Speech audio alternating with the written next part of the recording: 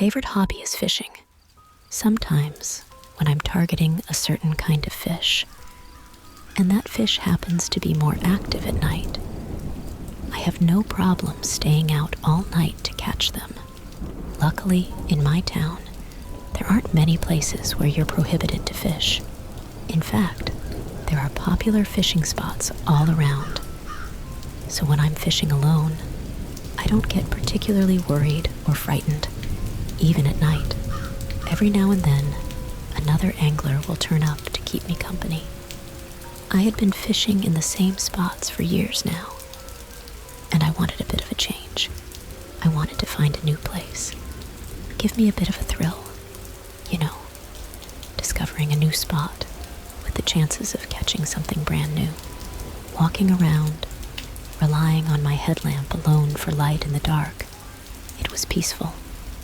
Until one night, I spent a couple of hours searching for a new place to fish online.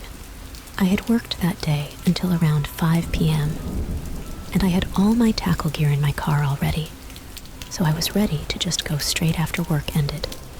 The night started to draw in as I headed for a new spot I'd discovered. The spot I'd found was a small embankment located right behind an abandoned factory, because this factory had been abandoned for a number of years now. The building was quite dilapidated, and some parts of it were decaying and had collapsed already. Weeds grew high all around it. It was difficult to make my way through the grounds. It was hard to see where I was going. There were no streetlights on in this area, obviously, so I had to rely on the use of my headlamp as I groped through the weeds toward the embankment. I pushed through all the brush until suddenly it ended with a sharp drop-off into the water below. I nearly even fell in myself. I had reached my destination. I could see the embankment a little bit ways. I found a gap in a fence nearby with a "Do Not Enter" sign that was covered in rust. The width of the gap must have been about a meter or so. I crept through, and I could finally see the whole embankment in all its glory. It was then, for the first time though, that I saw a silhouette of something. A person. He looked like he had beige work clothes on and looked middle-aged, approaching elderly. He was sat on a blue cooler box with a rod in hand. It was a narrow spot, so I took the initiative. It's just manners, really, no matter where you are or why you're fishing. I decided to approach him and strike up some good small talk to let him know I was there. "Good evening, sir. How's it going?" I said. He didn't react at all, didn't move, didn't twitch a muscle.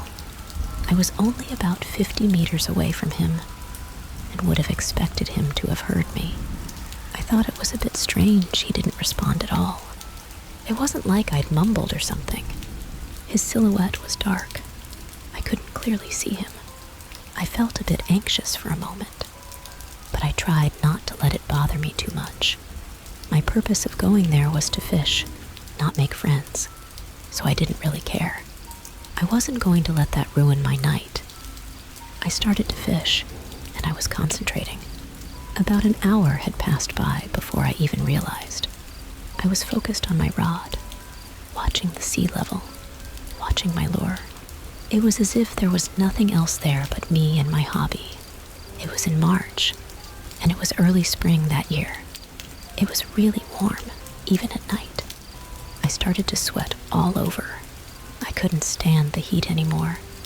I went to take my life jacket off so I could take my shirt off. That was when I noticed something strange. The man had disappeared. Not just him, but his cooler box, his rod. There was just empty darkness left where he had been. He had disappeared. Did he fall into the water or something? I rushed to the edge and peered down with my headlamp's light, illuminating the dark water. There was no trace of the man. It wasn't even 10 o'clock, but a thick fog had formed. Suddenly, a thick fog rolled in, and I sensed that something was kind of weird here. Panic started to creep up my mind. I began to sweat. and shivers ran down my spine. Strange gurgling noises echoed from an area of water nearby. I couldn't dare to be there anymore. I ran as fast as I could, pushing my way through the weeds until I arrived back at my car. If I continued fishing like nothing had happened, the thick fog would have enveloped me. I might have easily lost my footing and fell into the water myself. In fact, I wondered if that's what happened to that man. When the thought occurred to me, I shuddered in my car. Since the incident, I quit going to strange places with no entry zones, especially at night. However good it sounds, or whatever fish there might be, it might be a dangerous area if the conditions are right. In another part of my life, I was working in a large assisted living facility for a few years. I absolutely loved my job. I worked with the elderly mostly, but I had become a highly requested assistant and got moved all around. The dementia ward, the short-term rehab ward, the stroke ward, all over the place. Being a people person, I really didn't mind. I liked going the extra mile in my job and getting to know my patients and their families on a more personal level. I felt like it made me a better CNA. It wasn't uncommon for me to be assigned to the more difficult patients because I could typically handle them without much problem. It was a regular day. My charge nurse had mentioned that we would be getting a few new admits, and I didn't think much of it. Everything went routinely, and we got them all settled into their rooms and stuff. One patient in particular was already being a handful and tried to escape a few times. We needed to move him to the secured unit. I could hear him yelling and cussing out everyone, telling them they were all idiots and that it was unnecessary to be doing all of this. A few of the nurses suggested I go and try to calm him down, so of course, I said yes. I put on my most charming smile and walked on over, asking him what exactly was the problem. He immediately seemed to take a liking to me and calm down. He told me nobody there knew how to do their job, and he wanted some damn food already. I told him dinner would be served soon, and I'd make sure to bring his tray to him. He cooperated with everyone as long as I was around, took his meds, took a shower, settled into bed, no problem. Once my shift was over, though, he immediately started acting up again, and he ended up needing one-on-one supervision. Different staff members would take turns monitoring him, and eventually, I had to as well. It was an easy day's work for me. Get him an ice cream here and there, watch some TV. I didn't really mind at all. He told me a bit about his life, and asked about mine as well. Mostly if I liked what I do, and how come I'd never worked in the security unit. I told him I usually had my own group of patients in the front I had to look after, but I'd make an effort to drop in and see him when I could. At first, the rest of the staff thought it was great. They would call for me if he started acting. Started to take a turn for the worse, as he began to get overly attached. He started saying he wouldn't do anything unless I was there at all times, which of course, I couldn't be since I was needed elsewhere. While I floated to different wards often, the secured unit was one of the ones I spent the least amount of time in. He started to get real mad, saying I needed to make more of an effort to see him, and that I wasn't trying hard enough. I tried to explain to him that technically he was not even my patient, and I couldn't spend my entire work shift just hanging out with him. That's when things started getting really bad. He started lashing out more, yelling and screaming at everyone. He was becoming violent, not only with the staff, but with other patients as well. It was a real liability. I had to drop something off in the security unit one day, and one of the other CNAs told me he had been asking for me. I popped my head in and he started saying things like, "There's my girl." I felt uneasy, but remained calm on the outside. He was in a good mood, and I didn't want to be the one to set him off for everyone else. He gave me this big hug and kissed me immediately, making me feel queasy. I kind of laughed it off and got myself out of there as quickly as possible. After that, I avoided the secured unit at all costs. He started telling the other nurses he wanted only me to take care of him. And when they said it wasn't possible, because that wasn't my ward, he started going to my bosses and the heads of the facility, trying to convince them to make me his caretaker. Luckily, my boss had my back and told him there was no way I could be assigned back there due to my high demand in other areas. He didn't like hearing that. He started threatening everyone, saying they would be real sorry, and this wasn't the end of that, and so on. My boss called me into the office as soon as I walked into work the next day and explained that I wasn't allowed anywhere near that wing and to avoid all contact with this guy. Well, I surely had no problem with that. I went about my day. He would start banging on all the doors, demanding to be let out and saying he needed to see me. My anxiety was through the roof. I even called out a few times because I didn't want to be anywhere near this guy. The facility was working fast to get him out of there because they had reason to believe I could possibly be in danger due to his escalating violent behavior. On top of all of that, it didn't help that some of the other staff members were whispering behind my back, saying I'd let this all happen, and I was always flirting with him. A bunch of other ugly things as well. Eventually, they did get him discharged, and I felt a huge weight lifted off my shoulders. Other than people still talking about me behind my back, of course, I felt like I could get back to doing my job properly.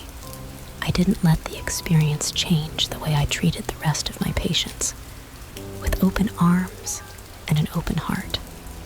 Started to get back to normal, or so I thought. One of my days off, I got a call from my coworker.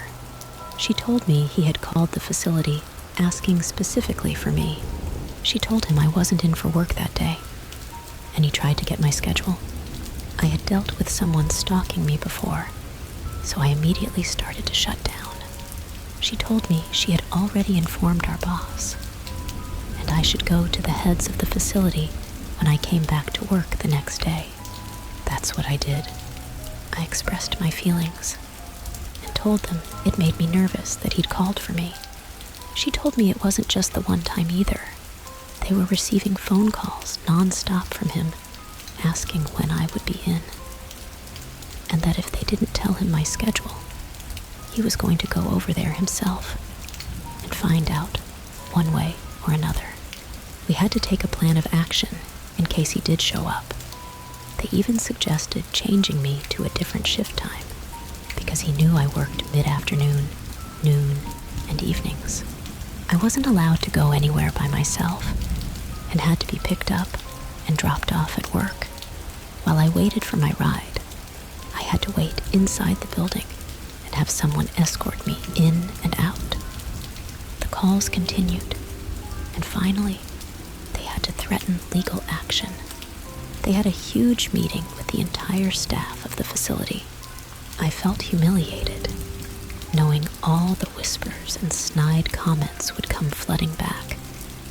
But luckily, I got more support than hate. The calls started to slow down, and my true friends at work stood up for me when I wasn't there to defend myself. I started to get back into my routine once again, and started feeling like my usual old, perky self. One of my bosses called me into the office one day with a big smile on her face. "I don't think he'll be bothering you anymore. He's in jail for violating parole." I was over the moon. My nightmare was coming to an end. A month or so later. This was a while ago. so I can't exactly remember how long. I was at work getting people ready for bed when suddenly everyone started talking and whispering like crazy. My phone was ringing off the hook, so I finally took a call from one of my charge nurses. She told me the guy had been killed in jail and to check out the article she just sent me. I learned he had an incredibly violent history, including child neglect, other unspeakable things, domestic abuse, robbery, many violent offenses. My boss asked how I was feeling. I told him I couldn't really say.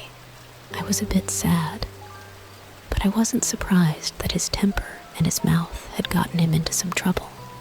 I've left that facility since then and moved on to bigger things. I sleep soundly at night, knowing someone like that can never bother anyone again. Occasionally, I would join my SO for a smoke on the porch, or if we barbecued with Dave or Sandy, we would invite her over. To say she was awkward would be putting it lightly. We suspected that maybe she was on the spectrum. Perhaps we would be eating. And then she would just randomly start describing how her mother died a slow, agonizing death. Or she would randomly begin explaining her latest yeast infection in great detail. I kid you not. Sometimes I would work out on our porch. I had a small bench with a bar and some weights. One day, I was lifting when I almost dropped the bar on my neck. In surprise, leaning over me was Carol. "You know I could have snapped your neck like a twig if I wanted to," she mumbled. I sat up, confused. "Pardon?" I asked. "I said you really could have hurt yourself," she said. I doubted what I'd heard, chalking it up to not hearing her correctly the first time, but she had this weird smirk on her face. After that, I tried my best to ignore her.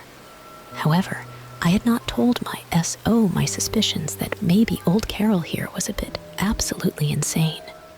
I came home from class one evening, and my SO and Carol were on the porch. I went inside because I was coming down with something and just wanted to go to bed. My SO came in and told me she was going to her job. She worked nights as a dispatcher for the campus police. I was real out of it. She kissed me goodnight and said she'd lock up the house and see me in the morning. Around 1 a.m., I woke up covered in sweat. I went to get a glass of water and started drinking it. That was when I looked over and saw my SO on the couch. Or at least, who I assumed to be my SO. I was so out of it, I just crawled back into bed and fell asleep. The next morning, I woke up. My SO walked in the door, telling me that work last night had been real crazy. "Wait, what? You weren't at work? You were here," I said. She looked at me funny, and I got a sick feeling in my gut. Fever or no fever, I knew someone had been sitting on that couch. My SO wrote it off as a fever dream. The house had been locked up when she left. I forgot about it. Life went on, and graduation was approaching. Things with my side of the family, well, specifically my egg donor, went badly. Long story short, my SO was offered a job back in our home state of New York. So, we gave notice to our landlord. We let Sandy and Dave know. And one night, we told Carol as well. She gave us this blank stare, then headed back to our house without saying a word. We just brushed it off as her being weird as usual. That night, we were asleep when I heard a creaking coming from the living area. I sat up. My SO heard it too. She grabbed my arm, and I grabbed the metal bat under our bed. "Who's there?" I asked. The door thudded. Thank God it was locked. My SO dialed 911. Meanwhile, I was watching as someone attempted to recreate the door scene from The Shining. Except, instead of a big axe, whoever was doing it was using a small hatchet. They were making progress on the door, though, as it was pretty much hollow. The 6 minutes it took for police to get there felt like a lifetime. I could see each time the hatchet's tip breached through the door. Suddenly, we heard the cops. "Put your weapon down," I yelled, not knowing who it was until we were led out of our place. As we were leaving, there on the couch and in cuffs was Carol. We learned after that she had been in and out of jail. Supposedly, she'd gone cuckoo for Cocoa Puffs after long-term meth use. She was arrested and charged with breaking and entering and destruction of property. They tried to get her on attempted assault, but she made a plea deal that included some kind of psychiatric treatment. I never could prove she was in my place the day I was sick, but I was sure it was her. As we were moving, I was messing around with our storage space. Really, a crawl space underneath the home we had never used. Curious, I crawled around underneath there and saw that if you kicked hard enough, you could get the screen that led to the outside off easily. Who knows how many times she might have been in our place or underneath our house listening to us. We still keep in touch with Sandy and Dave.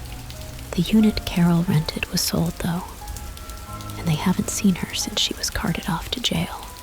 Thankfully, we're now thousands of miles away and will never have to see her again.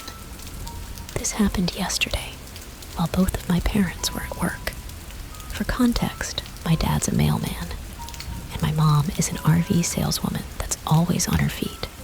Neither can pick up their phone very quickly. I do have an older brother, but he's at college 2 hours away, so he's not really an actor in this story. I was sitting in the living room with my dog, a fairly big German shepherd, but can't really do much harm. That was when I heard what sounded like people talking out in the hallway. This wasn't that unusual. I live on the 3rd floor of an apartment, and there's a really noisy family right next door that likes to bring over their friends a lot. This was also a Saturday, so it's not like I was expecting pure quiet or anything. I obviously just ignored the talking. It was not that loud, and I had my headphones on. All of a sudden, though, my dog perked up and walked toward the door with an alert posture. The hair on his back was sticking right up, which usually never happened. I got concerned and took my headphones out. That's when I heard the voices from before. I could now clearly recognize 2 adult men yelling very loudly in the apartment hallway. I got a bit freaked out, so I pushed my dog away from the door. I double-checked to make sure it was locked and crept towards it to peek out and make sure they weren't near my place. When I looked out the peephole, I couldn't see either of them, and because the only blind spot in my peephole is directly to the right, I knew these must be my neighbors. As I was leaning against it, the whole front door started shaking. The men were banging. A dangerous move. I dialed 911, my heart pounding in my chest as I relayed the situation to the dispatcher. They assured me that help was on the way. But every second felt like an eternity as I huddled in my brother's room with my dog, praying for the police to arrive. The banging continued, growing louder and more frantic. I could hear the men shouting threats and demands, their voices muffled through the door. I felt a wave of fear wash over me, realizing just how vulnerable I was in that moment. As I waited for the police to arrive, I couldn't shake the feeling of dread that consumed me. What if the men managed to break down the door before help arrived? What if they had weapons? What if they were intent on harming me? Despite my fear, I knew I had to stay calm and focused. I kept my phone clutched tightly in my hand, ready to call for help at a moment's notice. My dog whimpered beside me, sensing my unease, but I held onto him tightly, finding solace in his presence. Finally, after what felt like an eternity, I heard the sound of sirens approaching in the distance. Relief flooded through me as the noise grew louder, signaling the arrival of the police. Moments later, I heard voices outside my door, commands being shouted, and then the sound of the door being forced open. The next few minutes were a blur as the police stormed into the apartment, apprehending the intruders and securing the scene. I stayed huddled in my brother's room, my heart still racing, until an officer came to check on me and ensure that I was unharmed.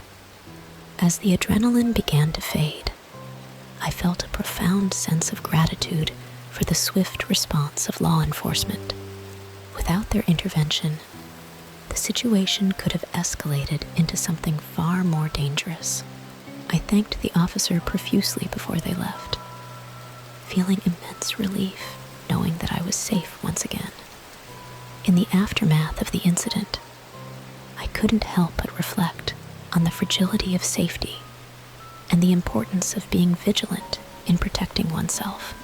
It was a harrowing experience that I would never forget, but it also served as a stark reminder of the resilience of the human spirit in the face of adversity.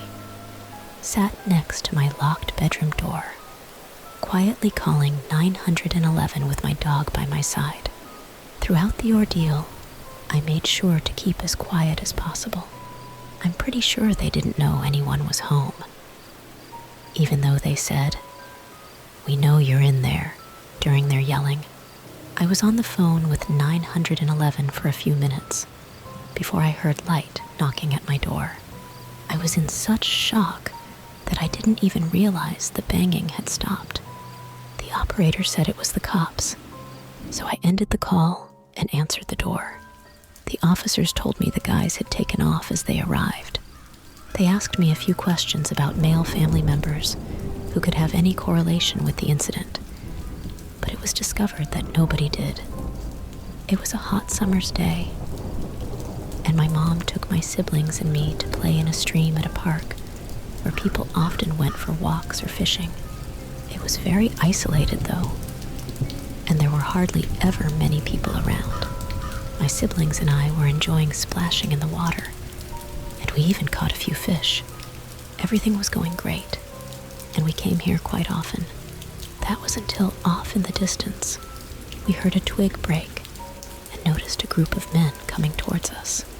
We thought they must have been going for a walk, or maybe wanted to go fishing as well, so we didn't really pay that much attention to them. We continued what we were doing, but eventually they started coming closer to us. They also began to do the strange circling and pattern around us, and just kept staring at us the whole time. My mom started to become quite worried, and us kids were confused as well. Why were they just staring? Now they seemed to be slowly coming closer as well. They all gave each other this unsettling look, and then started to enclose and surround us. My mom grabbed us kids right away and told us to run. The four of us ran as fast as we could and managed to slip in between their encirclement. We got back to our car. I turned around to see what those men were doing, and they were all walking away in the same direction, staring at us in an eerie way. Once we got to the car, my mom sped away, and that's when I realized what was going on. Those guys probably wanted to do something bad to us, and since my dad wasn't there with us, it made us quite the easy targets. My mom, siblings, and I never went back there again. If we hadn't run away before they got any closer, I don't know what might have happened to us. I, now a 20-year-old woman, was 13 at the time this story takes place. It was the summer between 7th and 8th grade for me, which would make the year 2016. I had just moved to a new city about an hour away from where I grew up. To help me make friends before the school year started, my mom signed me up for a day camp in the new town over the summer. At this camp, I actually did develop a small friend group, but the only one that matters in this story would be Jay. a 14-year-old. I'm going to be honest, Jay was always more flirty with me than I was comfortable with, and I'd expressed that several times. I always tried to minimize confrontation when I did so. Sounded like the perfect romantic getaway. We booked our flights and accommodations, and soon enough, we were jetting off to the beautiful islands of Hawaii. Our honeymoon started off wonderfully. We explored the breathtaking beaches, indulged in delicious Hawaiian cuisine, and basked in the warmth of the sun. However, our paradise soon turned into a nightmare. One evening, we decided to take a sunset stroll along the beach, hand in hand, taking in the beauty of the ocean waves crashing against the shore. Everything seemed serene and peaceful until we noticed a group of men loitering nearby. At first, we didn't pay much attention to them, assuming they were just fellow tourists enjoying the sunset like us. As we continued our walk, the atmosphere suddenly shifted. The men started following us, their footsteps echoing ominously in the quiet evening air. Julie and I exchanged nervous glances, unsure of what to do. We quickened our pace, hoping to put some distance between us and the strangers, but they kept getting closer. Suddenly, they began shouting obscenities at us, their voices filled with aggression and hostility. We tried to ignore them and kept walking, but they persisted, hurling insults and threats in our direction. Panic began to rise within me as I realized we were being targeted by a group of hostile individuals in an unfamiliar place. With no one else around to help us, Julie and I knew we had to act fast. We broke into a run, hoping to reach safety before the situation escalated further. The men gave chase, their shouts growing louder and more menacing with each passing moment. Thankfully, we spotted a nearby resort and made a beeline for it, praying that we could find refuge within its walls. We burst through the doors, breathless and terrified, and immediately sought help from the staff. They sprang into action, calling the authorities and ensuring our safety until help arrived. The men were eventually apprehended by the police, but the trauma of that evening stayed with us long after our honeymoon ended. It was a stark reminder that danger can lurk even in the most idyllic of settings, and that we must always remain vigilant and prepared to protect ourselves. Despite the ordeal, Julie and I emerged stronger and more united than ever. We refused to let fear dictate our lives, and instead, we chose to focus on the love and joy that had brought us together in the first place.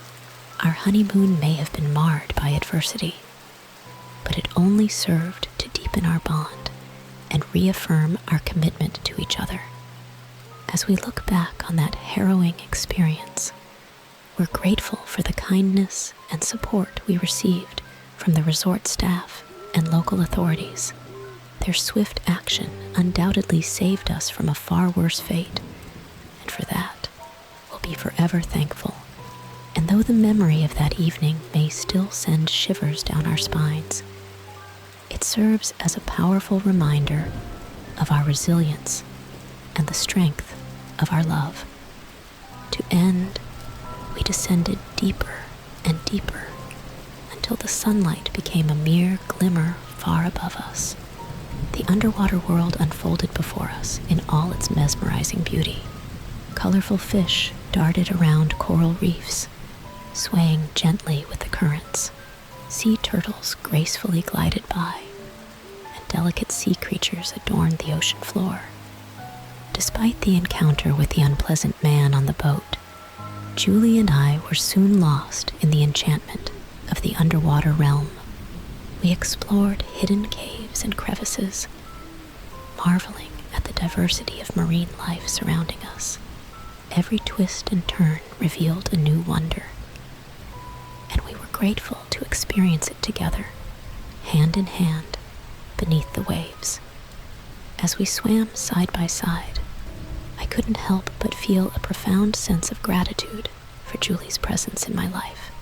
She had been my rock, my companion, and my source of strength since the day we met.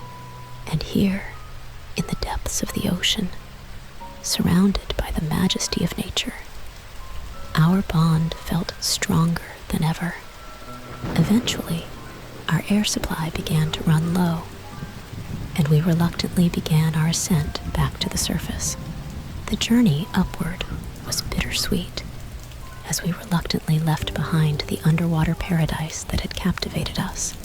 But as we broke through the surface and emerged into the warm sunlight once more, I knew that our honeymoon, filled with moments of both challenge and beauty, would be a memory we would cherish for a lifetime. Widened in shock and concern, we were both trembling with adrenaline and fear as I recounted the terrifying experience. The realization that someone had deliberately attacked me underwater in such a vulnerable and isolated environment sent chills down our spines. The diving instructor, upon hearing what had happened, immediately radioed for assistance and notified the authorities. The rest of the group, including the older man, were equally shocked and horrified by the news. It was a stark reminder of how quickly a peaceful excursion could turn into a life-threatening situation. As we returned to shore, our minds raced with questions and uncertainties. Who was the attacker? What was their motive? And perhaps, most unsettling of all, could they still be lurking nearby, waiting to strike again? Despite the fear and trauma of the experience, Julie and I found solace in each other's arms. We knew that we would always have each other's backs, both above and below the surface. And as we left the beach behind and returned to the safety of our resort, we vowed to never let fear dictate our love for adventure and exploration. And cautious in the future, the incident shook us to the core and made us acutely aware of the potential dangers that can lurk beneath the surface, both literally and figuratively. Despite the unsettling conclusion to our honeymoon adventure, Julie and I found strength in each other and in our unwavering commitment to stand up against injustice and violence. We refused to let fear dictate our lives, but we also understood the importance of being vigilant and cautious in unfamiliar situations. As we returned home and settled back into our daily routines, the memory of that harrowing experience remained with us, serving as a reminder of the fragility of life and the importance of cherishing every moment with loved ones. Moving forward, we made a pact to always prioritize our safety and well-being. Whether we're exploring the depths of the ocean or simply navigating the challenges of everyday life. And while the scars from that traumatic event may linger, they also serve as a testament to our resilience and determination to overcome adversity together. In closing, these stories shed light on the resilience of the human spirit in the face of adversity, from navigating workplace challenges to surviving harrowing encounters. Each narrative is a testament to the strength and courage found within individuals when faced with daunting circumstances. Through solidarity, support, and a steadfast commitment to one another, the protagonists in these stories overcame obstacles, confronted danger, and emerged stronger on the other side. They remind us of the importance of standing up for what is right, cherishing the moments we have with loved ones, and never losing hope, even in the darkest of times. As we reflect on these tales, let us carry forward the lessons learned, embracing empathy, understanding, and a determination to create a safer and more compassionate world for all. In the end, it is our shared humanity that binds us together, offering solace, strength, and the promise of brighter tomorrows.